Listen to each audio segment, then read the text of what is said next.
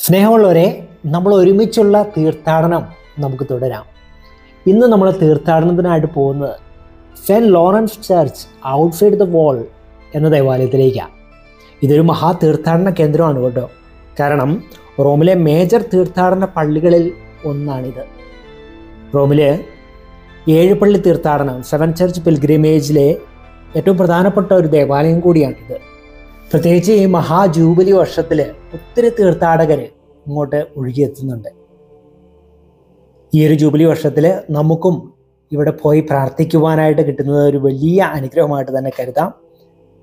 ഈ ഒരു ദേവാലയത്തിലാണ് വിശുദ്ധ ലോറൻസിനെയും വിശുദ്ധ സ്റ്റെഫാനോസിനെയും സംസ്കരിച്ചിരിക്കുക. നമുക്കറിയാം, സഭയിലെ 2 ഡീക്കന്മാരാണ് ഇവർ. നമുക്ക് വിശുദ്ധരുടെ ജീവിതത്തിലേക്ക് പ്രവേശിക്കുന്നതിന് മുമ്പ് ഈ ദേവാലയത്തെക്കുറിച്ച് ഒന്ന് നമുക്ക് മനസ്സിലാക്കാം. ഈ ദേവാലയം 3-ാം നൂറ്റാണ്ടിൽ കോൺസ്റ്റന്റൈൻ ചക്രവർത്തിയാണ് പണി തുടങ്ങുന്നത്. പിന്നീട് 4-ാമത്തെ നൂറ്റാണ്ടിൽ ഇതൊരു മൈനർ ബസിലിക്കയായിട്ട് ഇതിൻ്റെ പണി തീർത്തു. പിന്നീട് 6-ാമത്തെ നൂറ്റാണ്ടിലും 13-ാമത്തെ നൂറ്റാണ്ടിലും 2 പള്ളികൾ, വ്യത്യസ്തമായ 2 പള്ളികൾ ഇതിന് പുറകിലായിട്ട് പണിയപ്പെട്ടു. അങ്ങനെ 2 പള്ളികൾ ഇതിൻ്റെ പുറകു സൈഡുകളിലായിട്ട് നമുക്ക് കാണാനായിട്ട് സാധിക്കും. എന്നാൽ അതിനുശേഷം 13th സെഞ്ച്വറിയിൽ പോപ്പ് ഹൊണോറിയസ് 3-ാമൻ മാർപ്പാപ്പ മുന്നോട്ട് ഈ ഒരു ഭാഗം ബസിലിക്കയായിട്ട് പണിയുകയും മറ്റ് 2 പള്ളികളും ഇതിനോട് അറ്റാച്ച് ചെയ്ത് ഒരൊറ്റ ദേവാലയമായിട്ട്, ഒരൊറ്റ മൈനർ ബസിലിക്കയാക്കി മാറ്റുകയാണ് ചെയ്തത്. എന്നാൽ 2-ാം ലോക മഹായുദ്ധകാലത്ത് ഈ ദേവാലയം ഭാഗികമായിട്ട് നശിപ്പിക്കപ്പെട്ടു. കാരണം 2-ാം ലോക മഹായുദ്ധകാലത്തെ ഒരു ബോംബ് വന്ന് വീണത് ഈ ദേവാലയത്തിലാണ്. അതുകൊണ്ട് ആ ദേവാലയത്തിൻ്റെ കുറേ ഭാഗങ്ങൾ നശിച്ചു പോകുവാനായിട്ട് ഇടയായി. എന്നിട്ട് വീണ്ടും അത് റീകൺസ്ട്രക്റ്റ് ചെയ്യുകയായിരുന്നു. നമുക്ക് ആ ഭാഗങ്ങളും അതുപോലെ തന്നെ ബോംബിൻ്റെ അവശിഷ്ടങ്ങളൊക്കെ ഇവിടുത്തെ മ്യൂസിയത്തിൽ സൂക്ഷിച്ചു വെച്ചിട്ടുണ്ട്. അതൊക്കെ കാണാനായിട്ട് സാധിക്കും. അതുപോലെ തന്നെ ഈ ദേവാലയത്തിനോട് അറ്റാച്ച് ചെയ്ത് തന്നെ ദേവാലയത്തിൻ്റെ അണ്ടർഗ്രൗണ്ടിലേക്ക് നമ്മൾ പോകുമ്പോൾ ഇവിടെ വലിയ അണ്ടർഗ്രൗണ്ട് സിമിത്തേരിയാണ്. ദേവാലയത്തിൽ അൾത്താരയുടെ നേരെ താഴെയായിട്ടാണ് വിശുദ്ധ ലോറൻസിൻ്റെയും വിശുദ്ധ സ്റ്റെഫാനോസിൻ്റെയും കബറിടങ്ങൾ ഉള്ളത്. നമുക്ക് ഈ വിശുദ്ധമായ കബറിടത്തിൽ പ്രാർത്ഥിക്കാം. നമ്മുടെ പ്രാർത്ഥനകൾ, നിയോഗങ്ങളെല്ലാം വിശുദ്ധ ലോറൻസിൻ്റെയും വിശുദ്ധ സ്റ്റെഫാനോസിൻ്റെയും മാധ്യസ്ഥം വഴി ദൈവസന്നിധിയിലേക്ക് നമുക്ക് ഉയർത്താം. നമുക്ക് വിശുദ്ധ ലോറൻസിൻ്റെ ജീവിതത്തിലേക്ക് ഒന്ന് നോക്കാം. AD 257 സിക്സ്റ്റസ് ദ്വിതീയൻ മാർപ്പാപ്പയായപ്പോൾ തനിക്ക് നല്ല പരിചയമുണ്ടായിരുന്ന വിശുദ്ധ ജീവിതം നയിച്ച ലോറൻസിന് ഡീക്കൻ പട്ടം നൽകി. അദ്ദേഹം മാർപ്പാപ്പയുടെ ദിവ്യബലിയിൽ ശുശ്രൂഷിച്ചു പോന്നു. സഭയുടെ സമ്പത്തെല്ലാം കൈകാര്യം ചെയ്യാനായിട്ട് മാർപ്പാപ്പ ലോറൻസിനെയായിരുന്നു ഏൽപ്പിച്ചത്. അതുകൊണ്ട് തന്നെ മാർപ്പാപ്പയുടെ ആർച്ച് ഡീക്കൻ എന്നാണ് വിശുദ്ധ ലോറൻസ് അറിയപ്പെട്ടിരുന്നത്. വലേരിയൻ ചക്രവർത്തിയുടെ ഭരണകാലമാണത്. വലേരിയൻ ചക്രവർത്തി 257 പ്രസിദ്ധം ചെയ്ത വിളംബരം അനുസരിച്ച് 258 മാർപ്പാപ്പ അറസ്റ്റ് ചെയ്യപ്പെട്ടു. മാർപ്പാപ്പ കൊലക്കളത്തിലേക്ക് നയിക്കപ്പെടുമ്പോൾ ലോറൻസ് പിതാവേ, അങ്ങയുടെ മകനെ കൂടാതെ അങ്ങ് എങ്ങോട്ടാണ് പോകുന്നത് എന്ന് ചോദിച്ചുകൊണ്ട് പുറകെ ചെന്നു. പരിശുദ്ധനായ പുരോഹിത, അങ്ങയുടെ ഡീക്കനെ കൂടാതെ അങ്ങ് എവിടെ പോകുന്നു? അങ്ങയുടെ ശുശ്രൂഷകനെ കൂടാതെ അങ്ങ് ദിവ്യബലി അർപ്പിച്ചിട്ടില്ല. എന്നെ വിട്ടു പോവുകയാണോ എന്ന് കരഞ്ഞു ചോദിച്ചുകൊണ്ട് മാർപ്പാപ്പയുടെ പുറകെ ചെന്നു വിശുദ്ധ ലോറൻസ്. മാർപ്പാപ്പ പറഞ്ഞു, മകനെ, നിന്നെ ഞാൻ ഉപേക്ഷിക്കുന്നില്ല. നീ എനിക്ക് വേണ്ടി നമ്മുടെ തിരുസഭയുടെ നിധിയെല്ലാം ദരിദ്രർക്ക് ഭാഗിച്ചു കൊടുക്കുക എന്ന് പറഞ്ഞു. മാർപ്പാപ്പ പറഞ്ഞതുപോലെ ലോറൻസ് സന്തുഷ്ടനായി തൻ്റെ കൈവശമുണ്ടായിരുന്ന സമ്പത്തെല്ലാം ദരിദ്രർക്കും വിധവകൾക്കും ഭാഗിച്ചു കൊടുത്തു. നമ്മളിവിടെ വിശുദ്ധ ലോറൻസിൻ്റെ കബറിടത്തിന് തൊട്ടുപുറകിലായിട്ടുള്ള ഭാഗത്താണ് വിശുദ്ധ സ്റ്റെഫാനോസിൻ്റെ റിലിക്സ് സൂക്ഷിച്ചിരിക്കുന്ന ഭാഗം കാണുക. നമുക്ക് വിശുദ്ധ ലോറൻസിൻ്റെ ജീവിതത്തിലേക്ക് തിരികെ വരാം.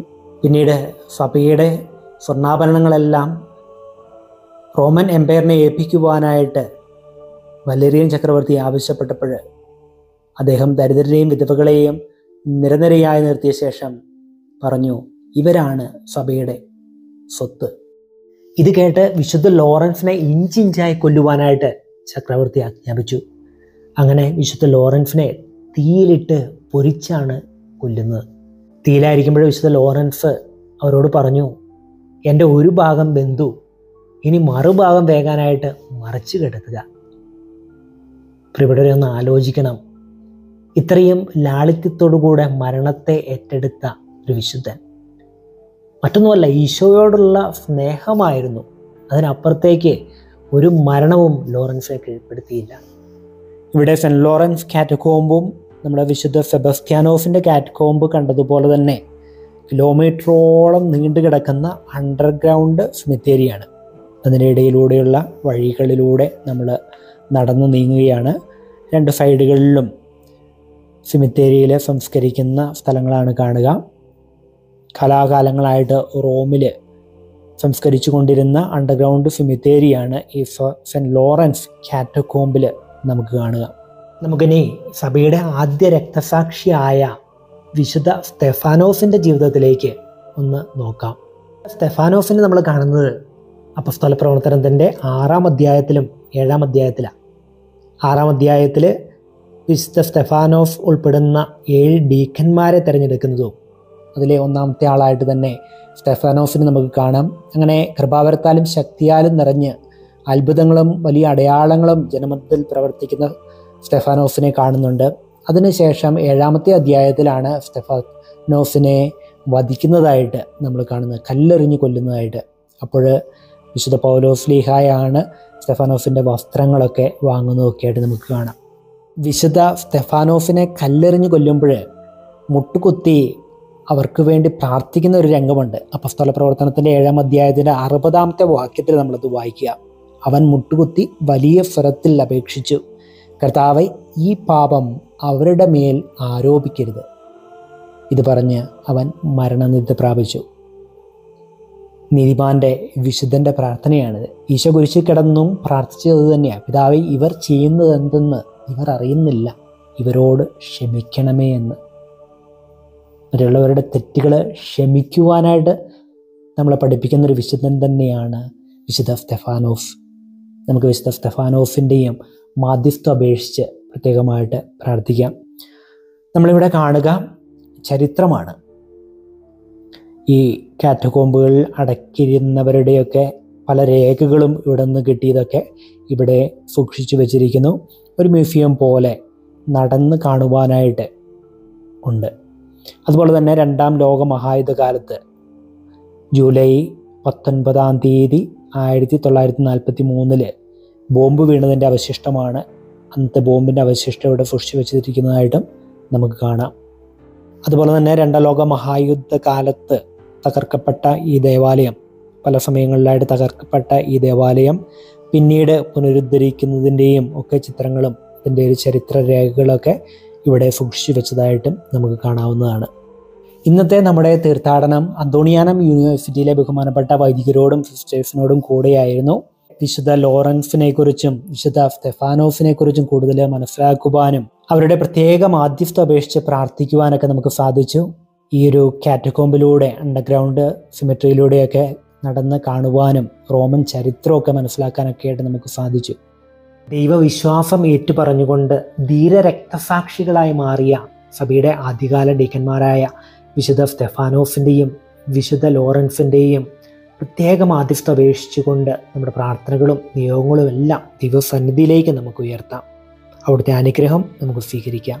നമ്മുടെ കർത്താവായ ഈശോ മിശിഹായുടെ കൃപയും പിതാവായ ദൈവത്തിൻ്റെ സ്നേഹവും പരിശുദ്ധാത്മാവിൻ്റെ സംസർഗവും വിശുദ്ധ സ്തെഫാനോസിൻ്റെയും വിശുദ്ധ ലോറൻസിൻ്റെയും മാധ്യസ്ഥം നമ്മെല്ലാവരോടും കൂടെ ഉണ്ടായിരിക്കട്ടെ.